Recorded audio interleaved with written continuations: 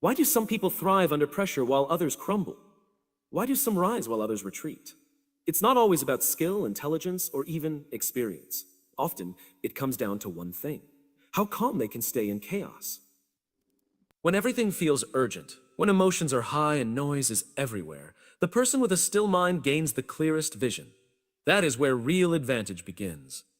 Calmness is not a personality trait. It's not reserved for the enlightened or the naturally laid back.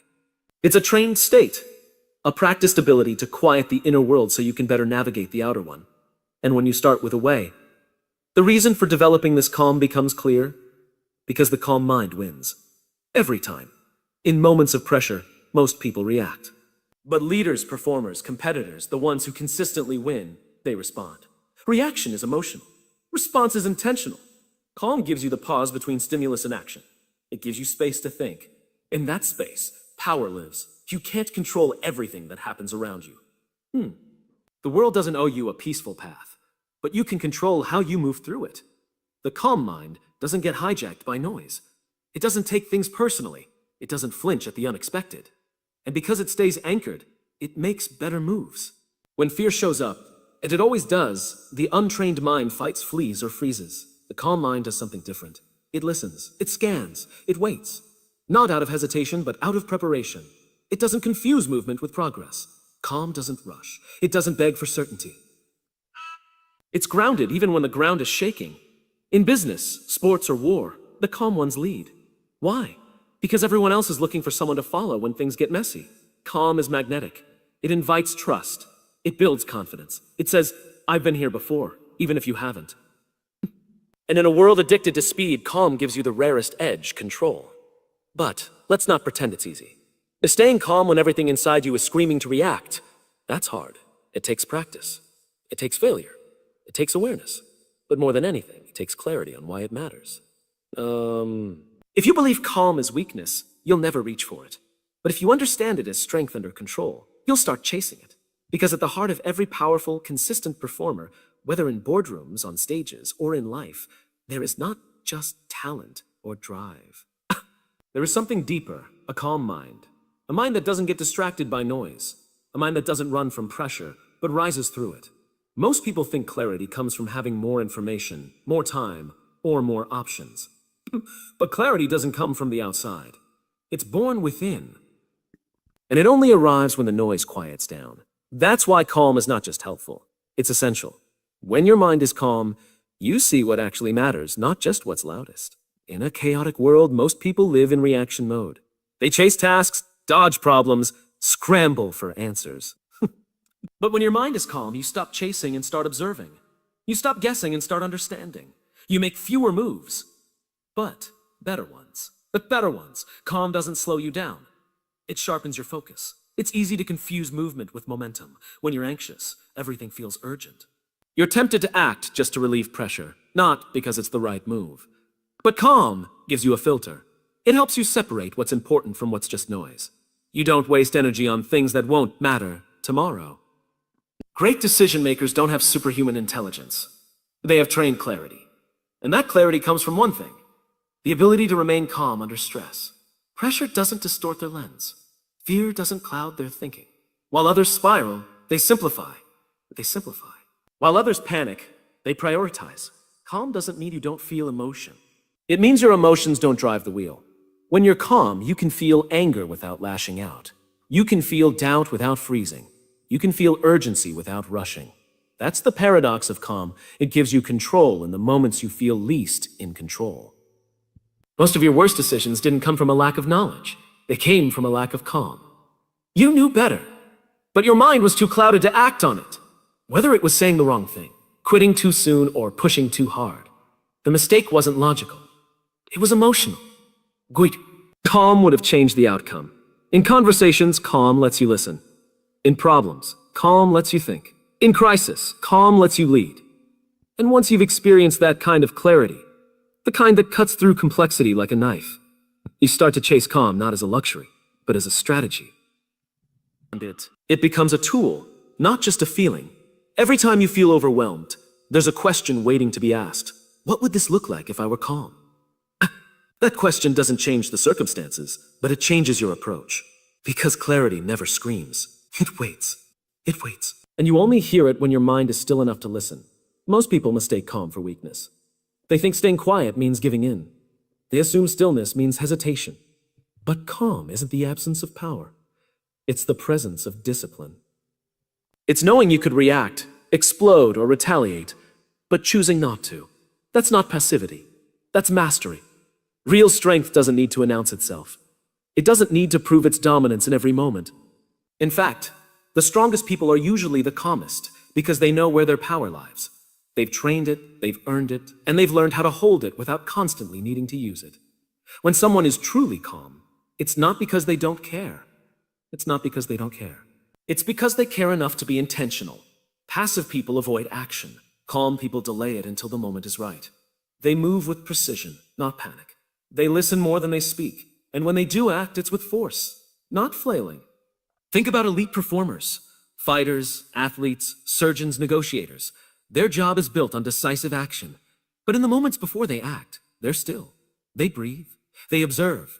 That pause isn't weakness. It's loading the full weight of their training into a single effective moment. Calm is a coil, not a cushion. Uncontrolled power is chaos. It burns fast and leaves destruction. Controlled power is focus. It shapes outcomes with intention. When you're calm, you don't waste energy proving your strength. You use it to move the needle. You save it for when it counts. That's why calm people often seem untouchable. They're not drained by every conflict that comes their way. Calm is restraint without fear. It's standing in discomfort without folding. It's choosing not to swing just because someone else does. That kind of composure doesn't come from avoiding confrontation. It comes from being prepared for it and choosing the higher ground. Not out of fear, but out of understanding what truly wins. We live in a world that rewards noise. The loudest often get the most attention. But attention isn't the same as influence. Noise gets heard once. Calm earns respect over time. People trust the ones who stay steady when things fall apart. They follow those who can stay centered when others lose their footing. There's a quiet kind of authority that comes from calm. Doesn't need to dominate the room. It doesn't compete to be the loudest. It just stands there, unmoved, unshaken, aware. That kind of presence shifts the energy without force. It makes people lean in, not back away. That's not passivity. That's control. Most people are waiting. Waiting to feel ready. Waiting for more confidence, more clarity, more certainty. But the truth is, readiness is a feeling that often shows up after you've already started. If you wait for it to come first, you'll stay stuck where you are. Growth never begins with comfort. It begins with action. We've been taught that readiness means preparation. That once you gather enough knowledge or experience, you'll naturally feel capable. But it rarely works that way. The biggest leaps, whether in business, leadership, or life, don't come when everything is lined up perfectly. They come when you move anyway, even when doubt is louder than confidence. There's a moment between decision and hesitation where everything can shift. Most people freeze there. They think the hesitation is a signal to stop, but that hesitation is just fear in disguise. Fear of being seen, fear of failure, fear of discomfort. Forcing yourself to move through it isn't reckless. It's necessary. You don't need to feel ready to start. You need to trust yourself enough to begin. There's no perfect version of you waiting in the future. You build that version by showing up now, before you feel like it, before you think you're qualified, before the fear goes away. Action is the only thing that turns pressure into progress. It's easy to look at others and believe they have something you don't. More discipline, more certainty, more readiness. But the truth is, most of them started unready too. What separates them isn't talent, it's willingness. The willingness to be uncomfortable. The willingness to get it wrong. The willingness to move forward, not because they were sure, but because they decided to be.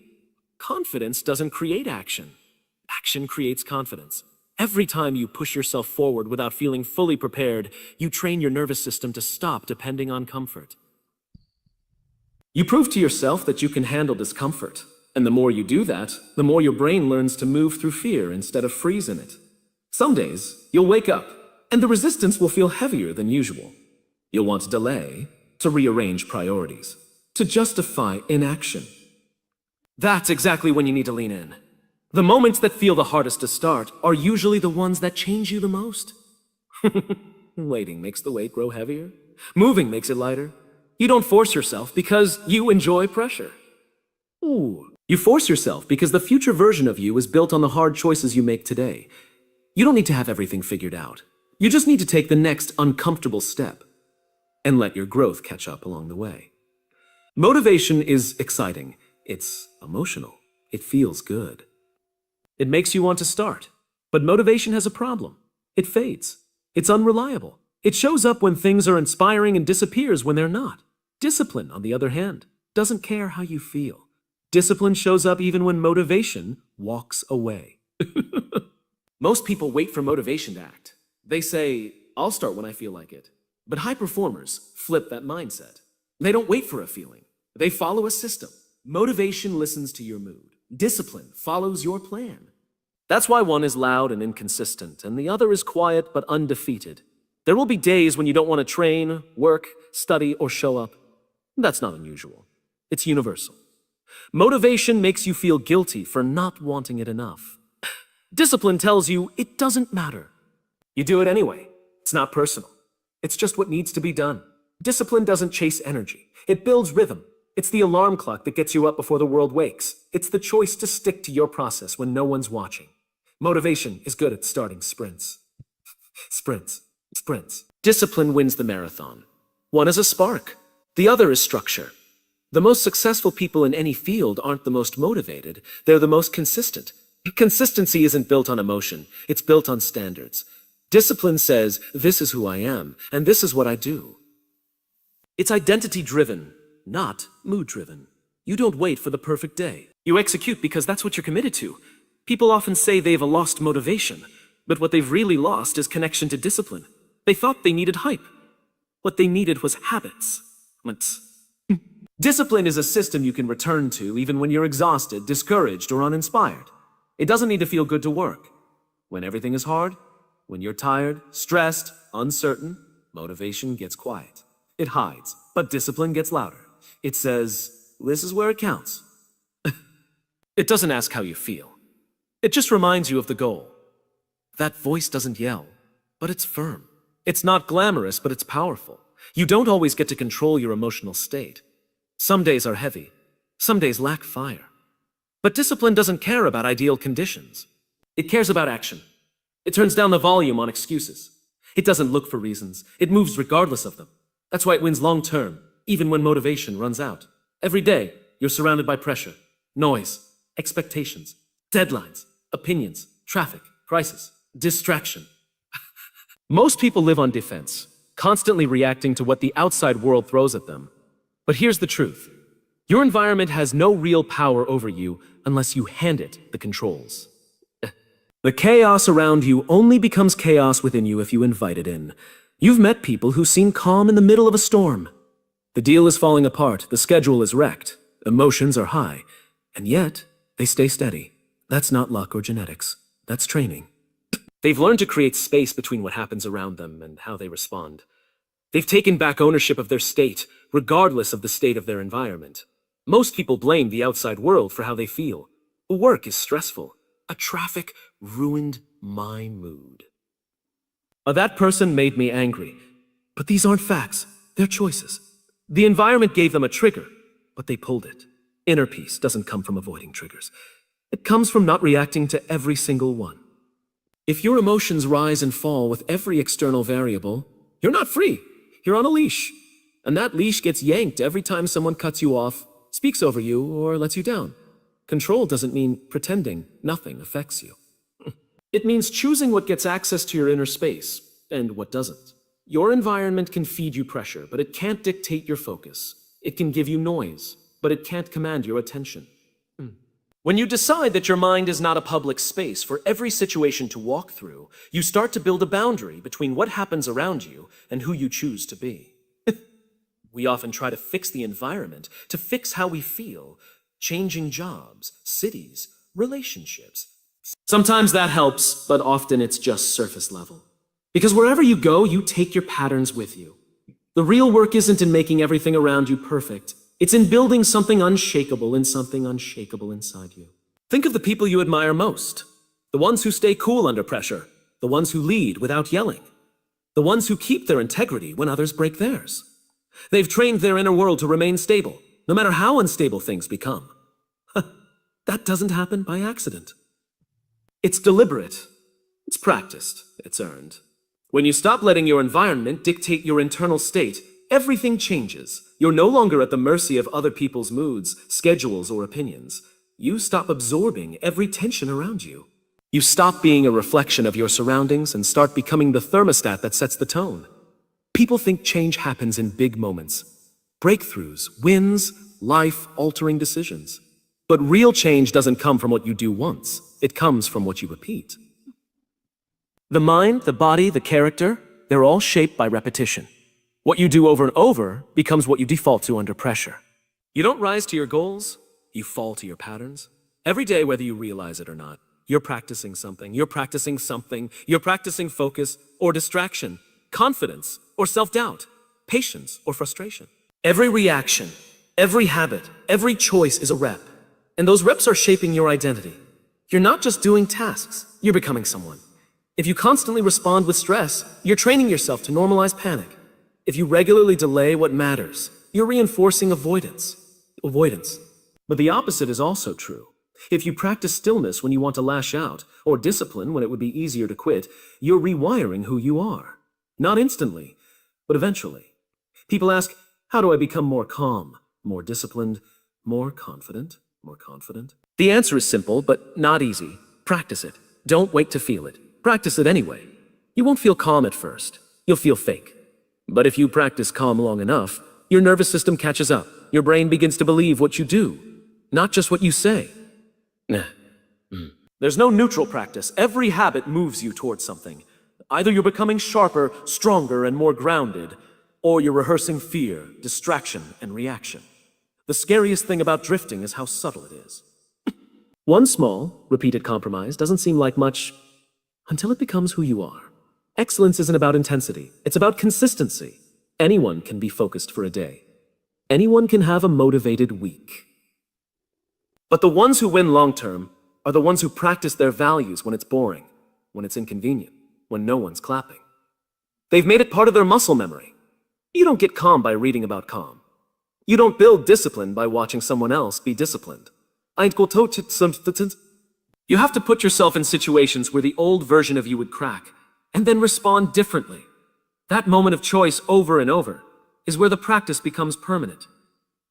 Every version of you, calm, reactive, focused, lazy, is being built in quiet moments of repetition. What you practice, you become. What you reinforce, you rely on. What you repeat under low pressure becomes who you are under high pressure. Whether you intend to or not, you're always in training. Most people are waiting to feel like the person they want to become. They think clarity will come first, then confidence, then consistency. But it doesn't work that way. You don't become the person you admire by hoping, journaling, or waiting for inspiration. You become that person by deciding. And once you decide, the only step left is to act like it every single day. You don't need to have it all figured out to move forward. You just need to be brutally honest with yourself about who you've been and who you're choosing to become. That shift isn't emotional. It's behavioral. Identity isn't something you find. It's something you prove to yourself through repeated action. It's not about acting like who you are. It's about acting like who you intend to be. Ask yourself plainly, who do I want to be when things go wrong? When I'm tired? When it's inconvenient? Then build your day around those answers.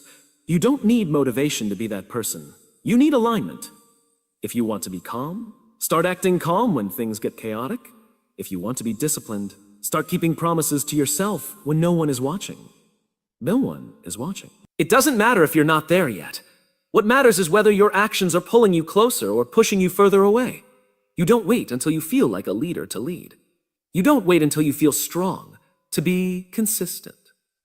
The shift happens when you stop negotiating with your future self and start executing like it already depends on you.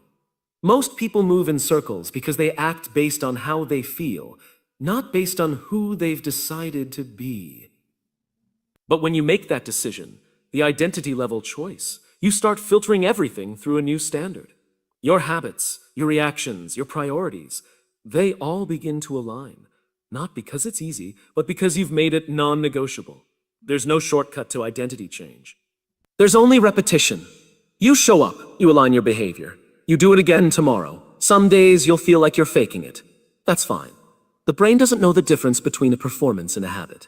Eventually, what feels forced becomes familiar.